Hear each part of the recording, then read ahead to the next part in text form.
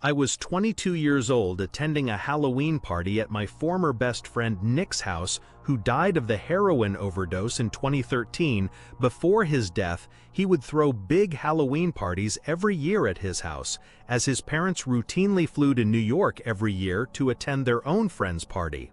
He was always a big Halloween freak, so the whole house was lit with truly horrifying props that we all knew Nick spent way too much money on. He even put up giant walls of cardboard and covered them with wallpapers to create a haunted maze of sorts. I want to keep this story PG-13 rated, so I'll skip the weed, beer, LSD, and sex and get right to the part where things got bad. I'll admit, we weren't in our right minds. None of us were. Anyone who came to Nick's parties knew what went down. Me, Nick, and a few other guys, Vinny G, Joey, and Q, were upstairs in Nick's room smoking a bong when we heard two steady, loud bangs come from downstairs. Nick clumsily, but panicking, L, rushed to open the door and see what was going on. There were sounds of screaming of both guys and girls. I remember quite clearly, it sounded as if there were a crowd of people screaming for their lives down there. We all called Nick to come back in and shut the door. Even under the influence of drugs, we all knew what was going on. Nick ran back inside and shut the door quickly, but also quietly, locking it behind him. He turned to us and had on the facial expression of someone who had just witnessed murder. "What did you see? What's going on?" we all shouted at him. He told us to hide before anything else. We all knew why. From that point on, we didn't ask questions. Nick hit the lights and hid in the closet with Joey, while I hid under the bed with Q, and Vinny G hid in the storage box. We could hear the blasting music from downstairs turn off, followed by a grown man screaming at everyone to shut up. One unfortunate girl let out a scream of shock and fear, and after another bang, silence. The man started shouting at everyone again, but personally, I couldn't hear it too well, and I certainly as hell wouldn't remember exactly what he was shouting. We heard two other men shouting by now. There were a confirmed 3 intruders in the house, but there could have been more for all we knew. At that point, we heard the sound of boots stomping up the stairs and then coming halfway down the hall and stopping outside the bedroom door. The intruder on the other side of the door tried the doorknob, but when he realized it was locked, he started ramming into the door with most likely his shoulder. After a few failed attempts at that, the sound of a few shots to the doorknob were clearly enough to break the lock, allowing the door to swing open. We heard cries from downstairs after the shots to the doorknob, followed by silence and gunshot. Me and Nick had our hands on our mouth to shield our breathing noises. I watched through the transparent cloth that hung from the bottom of Nick's bed as the black boots with overlapping ripping denim jeans moved instinctively to the closet. He opened the door. I could hear Nick begging for the intruder not to kill him, offering a generous amount of money if they would leave. Nick gave himself up as the house owner. That's when the intruder ordered him downstairs. The rest of us stayed put. Apparently, Joey hadn't been caught with Nick. We stayed under the bed shaking and afraid. There was near silence from downstairs, other than Nick talking with the intruders, but whatever they were saying was much too low for us to hear it. It felt like a near 20 minutes before the front door slammed shut and Nick came running back upstairs to tell us that they were gone. I think the most horrifying moment of my life was when I stepped downstairs back into the living room and saw the 2 dead bodies laying lifelessly on the ground, hoe in their heads, spewing out blood. Jen and Robbie, 2 good friends that I still miss.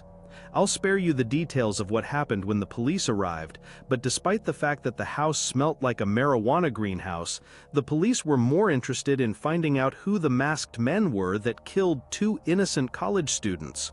Oh yeah, Nicky told the 4 of us who were hiding in his room that there were 4 intruders in total, all wearing fedoras, vendetta masks, coats, and gloves.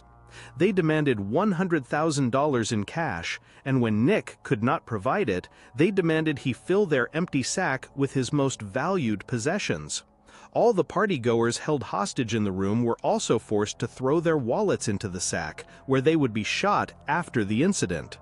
Nick became depressed. He started drinking too much, becoming an alcoholic. He stopped showing up to school and ultimately ended up dropping out. He started the use of heavier drugs such as meth and heroin. I had one good talk with him since the incident, and he was more real during this talk than he had ever been. He told me with tears rolling down his cheeks and a pipe in his hand, he lived in constant pain, knowing he caused the death of two of his best friends. Nick died of a heroin overdose in July of 2013, not even a year after the incident. It was my first Halloween living in my own house away from my parents. I live in a small corner house with a basement but no upstairs, a house my parents paid half for it. It was 11 p.m. at night. I was sitting in the living room watching scary Halloween movies when I found myself getting up to answer a knock at the door. But then I stopped and thought, who could be at the door at 11 p.m.? Surely there were no more trick-or-treaters out.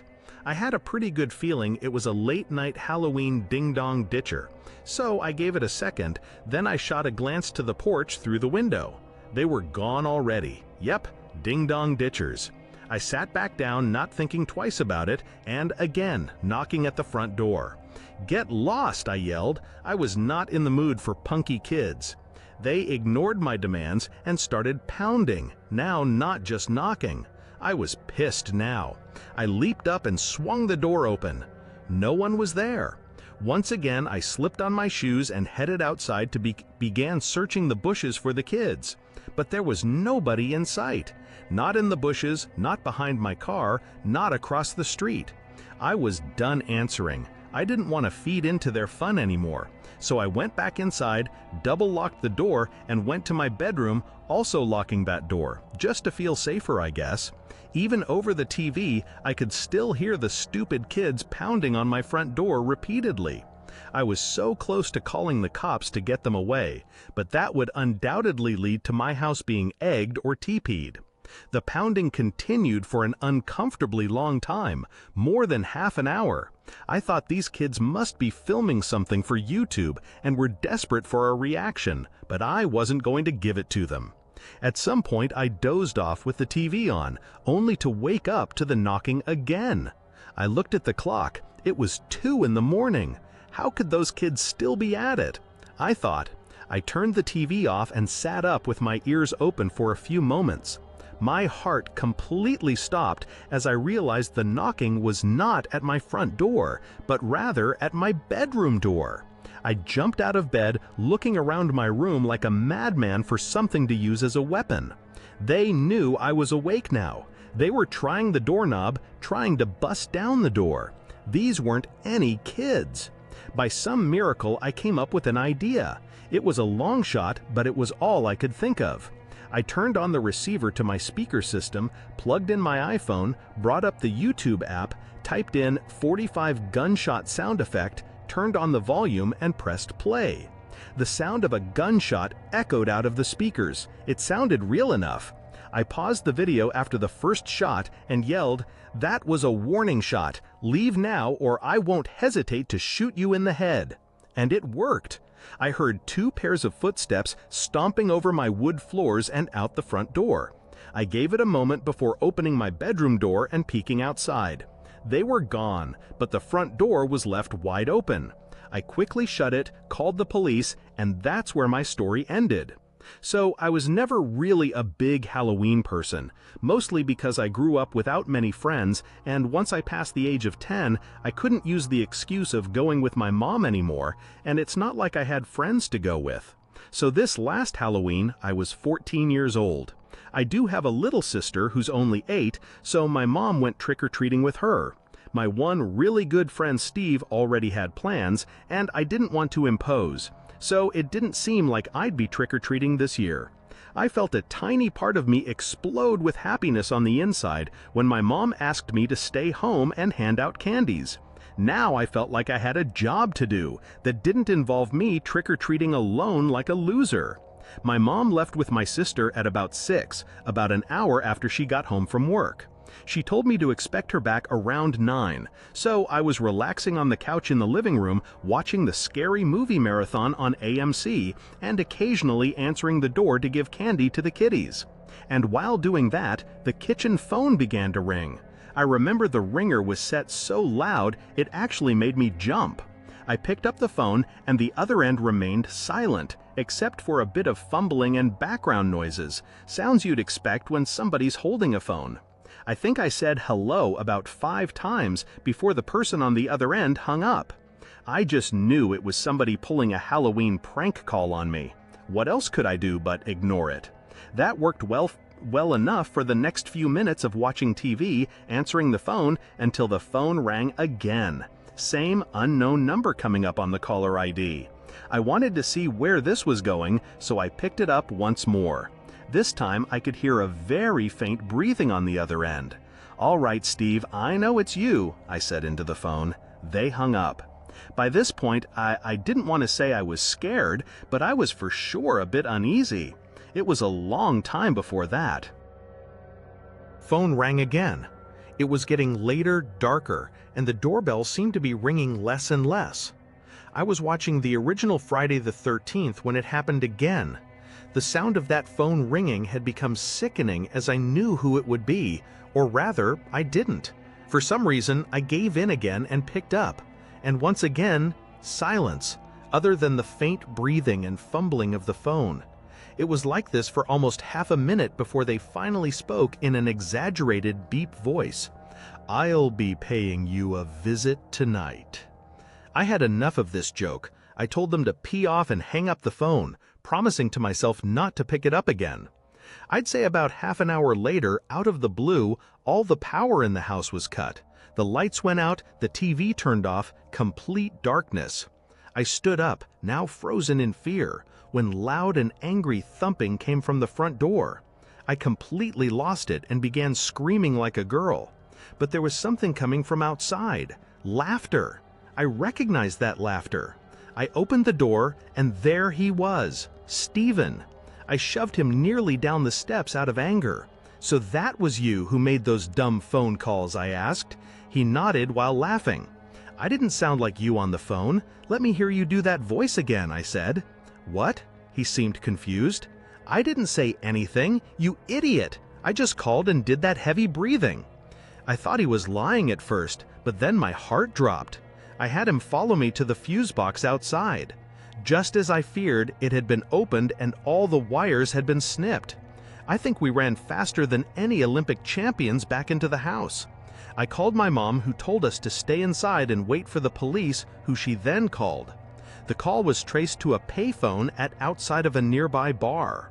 I still wonder, was this just a dumb Halloween prank gone too far, or was it a potential break-in and God knows what else waiting to happen? I don't think I ever want to find out. When I was younger, my friends and I went trick-or-treating every year. This one particular year, as we were trick-or-treating, we passed a man who stood still with a mask on, holding a lantern. As we walked past him, he turned his whole body around and followed us with his eyes. We were creeped out, but there were plenty of people around, so we made our way to the next house. My friends and I saw him over and over again as we made our way from house to house, and he seemed to be following us.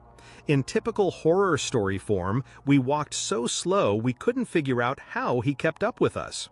At one house, when we hadn't seen him for a while, we got our candy. As we turned around to walk back to the street, the masked man stood in the road waiting for us. Immediately, we knocked back on the door and told the owners of the house about it. The masked man continued walking down the street, and we didn't see him again that night. Later on, an adult friend of the family told us he saw a masked man hiding behind a tree, waving little kids over, and he only backed off when he threatened to call the police. I was trick-or-treating with my friend Casey. We were both 11 years old at the time. We were walking across a small wooden bridge over a small river that many called Jack Winkle River, when a black Jeep pulled up on the other side of the bridge, basically blocking our way. We turned around and hurried away. We were the types of kids to obey the stranger danger rules. We could hear the windows of the Jeep rolling down, and a man with a raspy smoker's voice called for us to come back. He was yelling for help, asking us for directions. I yelled, "Sorry," and we continued to hurry away. The Jeep couldn't fit over that small bridge, so it pulled away and drove down the road on the other side. We thought we had made our escape from the creepy driver when here came an SUV barreling around the corner and down the street, slamming on the brakes in front of us once again. The driver rolled down the windows. Now, with them right next to us, we could see there were 2 passengers in the car as well. An old guy with gray curly hair and a mustache in the back seat, who also had a raspy smoker's voice, told us to get in the car, that they have free bags of candy. The Jeep banged a 3-point turn and tailed us wherever we went. At one point, the Jeep finally accelerated past us, came to a stop, and the back and front passenger side doors opened and the 2 creepy men stepped out, lunging at us. We dropped our bags of candy and ran straight for my house, which was in sight now. We rang the doorbell desperately at least 20 times. The old men that were chasing us couldn't run fast, and when they saw us running to my house, they turned back. My mom opened the door and we screamed and pointed at the Jeep that was backing away in the other direction. She shoved us inside and locked the door and called the police like any mom would. She reported the black Jeep with 3 men inside, older-looking, raspy voices, and any other descriptions we gave. My mom was freaking out all night, worried about the fact that they knew where we lived. Now my dad tried to calm her, but she couldn't calm down. Ultimately, the police agreed to send an unmarked police car to stay out front and keep guard for 3 hours. That made my mom feel a little better, but what made us all feel better was when my dad woke us up to see the flashing red and blue lights outside of the unmarked police car. They had pulled over an SUV, a black Jeep, and 3 men were in cuffs. The 3 old creeps that tried to kidnap me and Casey. My dad went outside to talk to the officer and most likely confirmed that those were the men. Me and Casey went to the doorway and screamed at the men for their attention. They looked and we both gave them the finger.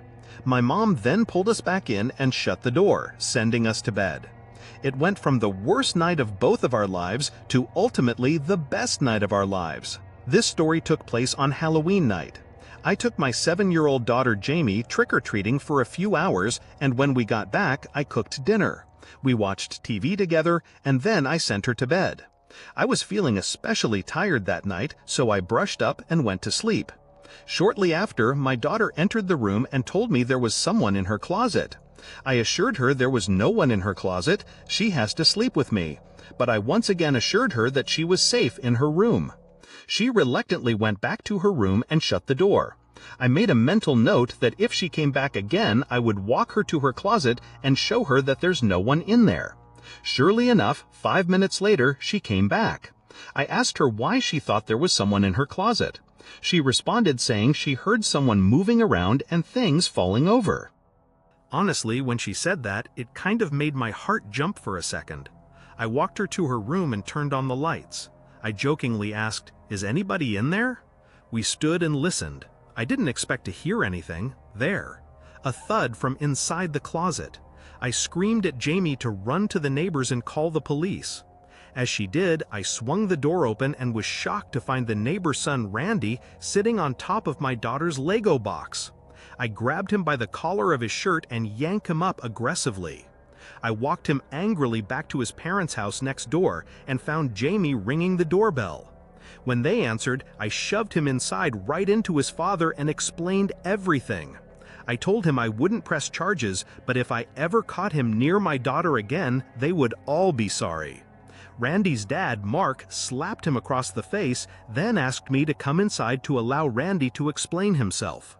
Me and Jamie both went inside. Apparently, while I was taking Jamie trick-or-treating, he had snuck into our house through an open window and hid in her closet with his friend Daryl. I asked him if this Daryl kid was still in my house. He said yes. I told Jamie to wait with Mark while I ran back into my house, and right as I entered, there he was. This Daryl kid, uglier and shadier looking than Randy. He had my daughter's underwear in his hand. What I did next was completely out of fatherly protective anger.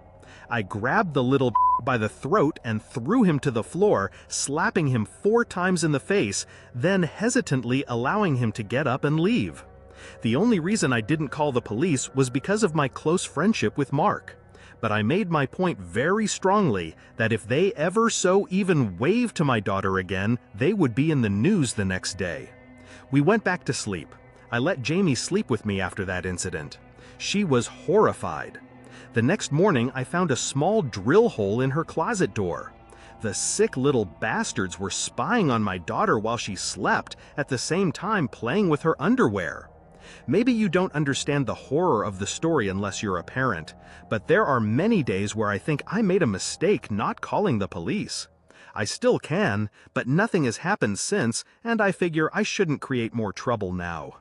Jim's 13 now, and that creep Randy has since gone away to college.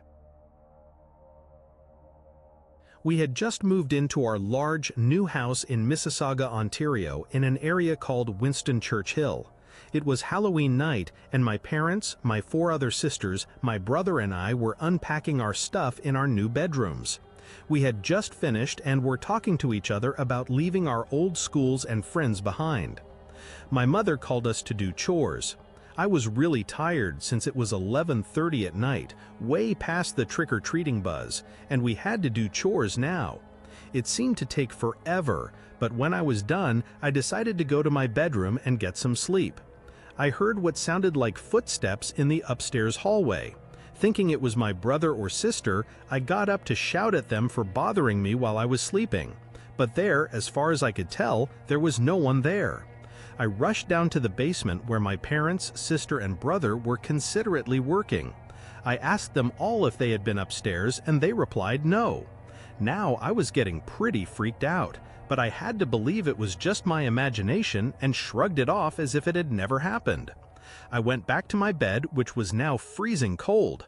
I had to put on a sweater. It was just cold. I woke up in the middle of the night around 12:30 a.m. After everyone had gone to sleep. I heard this loud banging sound that seemed to be coming from my parents' bedroom. I thought it might be my brother or sister waiting to get a drink of water, but was too scared to go alone. I was wrong. The banging continued, getting louder by the minute. I couldn't get to sleep, so I decided to check it out. I walked into the hallway, and believe me, there was no one there. As I walked in, the banging seemed to stop. I stared at the door only for a quick moment before deciding to go back to bed. After a couple of minutes, the banging started again. Now I was totally chilled to my very last bone. I tried to sleep again, but I couldn't. Very typical of me. The door to my bedroom creaked open as if someone were pushing it lightly, but it was too dark to see who or what could have done it. "Hey, what the hell are you doing? Who is it? Let me go back to sleep." Very light footsteps began to move closer to my bed. I thought it was one of my sisters until I turned onto my side after the footsteps stopped and saw a figure standing next to my bed. A figure at least 7 feet tall. I choked the urge to scream. Nothing came out. I lay there in unimaginable horror as the figure finally said, "Boo!" That was when I screamed at the top of my lungs and covered my eyes.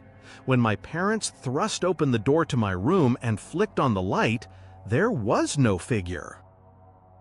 There was no figure by my bed, I cried out. Everything to them. The thumping, the figures. My siblings came into the doorway and watched me freak out. I asked my parents if they heard the knocking on their door. Surely they must have. It was their door after all. But they said there was no knocking, not that they knew of. They all looked at me like I was crazy, but I know I'm not.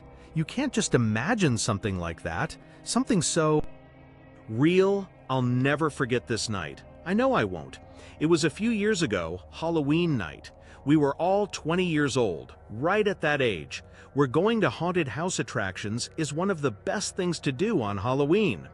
The attraction was called Scare House Journey to the Basement or something. It was only open for 4 straight years in our town. It was never heard of again. This was its 4th and final year of operation. It was a very high-quality and surprisingly scary haunted house. One of the best ones I've been to.